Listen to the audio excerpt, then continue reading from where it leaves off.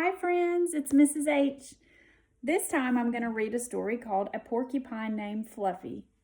It is written by Helen Lester and illustrated by Lynn Munsinger, one of my favorites. When Mr. and Mrs. Porcupine had their first child, they were delighted. Now he needed a name.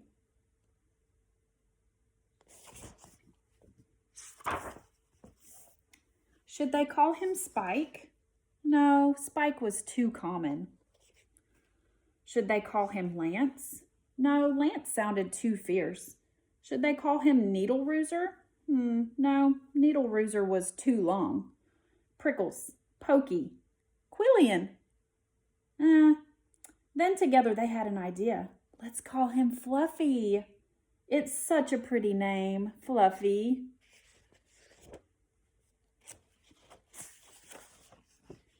But soon there came a time when Fluffy began to doubt that he was Fluffy. He first became suspicious when he backed into a door and stuck fast. That was not a Fluffy thing to do.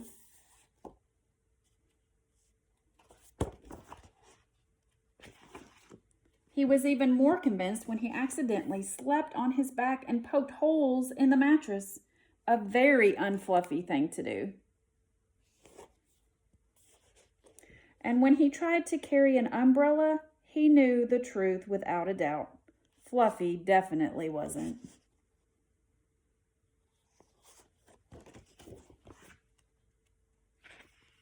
So he decided to become fluffier. Clouds are fluffy, he thought. I'll be a cloud. But he couldn't stay up.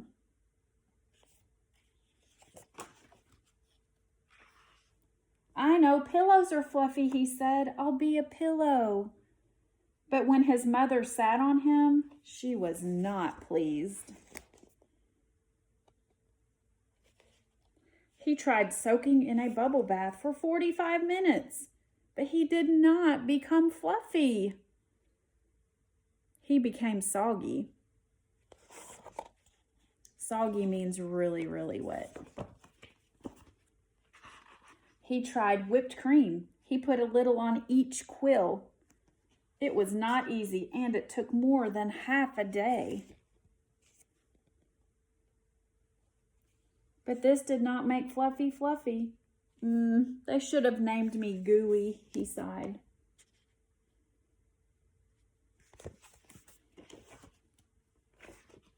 He ate a lot of fluffy marshmallows. He rolled in shaving cream and feathers. He even tried to become a bunny. But the truth remained, Fluffy wasn't.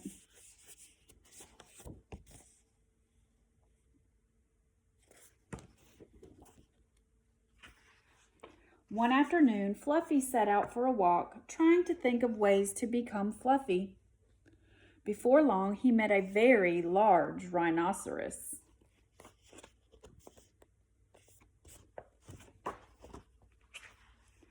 Grrr, said the rhinoceros. I'm going to give you a rough time. Fluffy didn't know what a rough time was, but he didn't like the sound of it. What is your name, small prickly thing? Asked the rhinoceros unkindly. Fluffy, said Fluffy.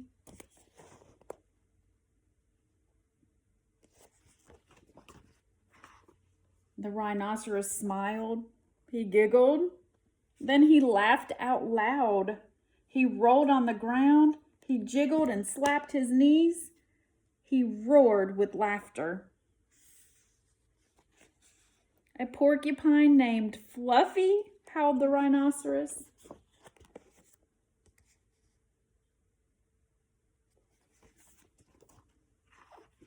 Fluffy was embarrassed, but he tried to be polite.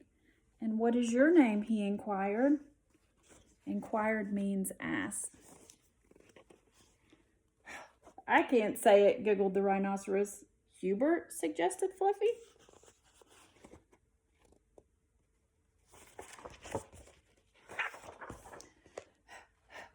Oh, help, I just can't say it. I'm laughing so hard, said the rhinoceros. Harold or maybe Herman. asked Fluffy. No, gasped the rhinoceros. It's Hippo.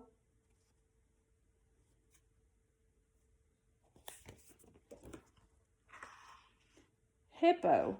A rhinoceros named Hippo. Fluffy smiled. He giggled. Then he laughed out loud. He jiggled and slapped his knees. He howled with laughter. A rhinoceros named Hippo, Fluffy cried.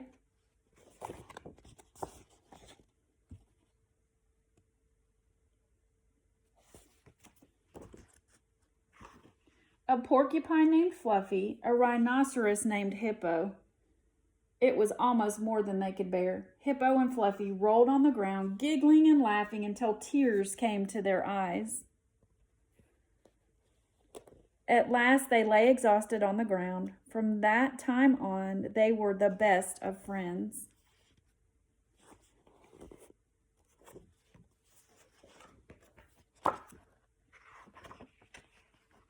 And Fluffy didn't mind being Fluffy anymore, even though he wasn't.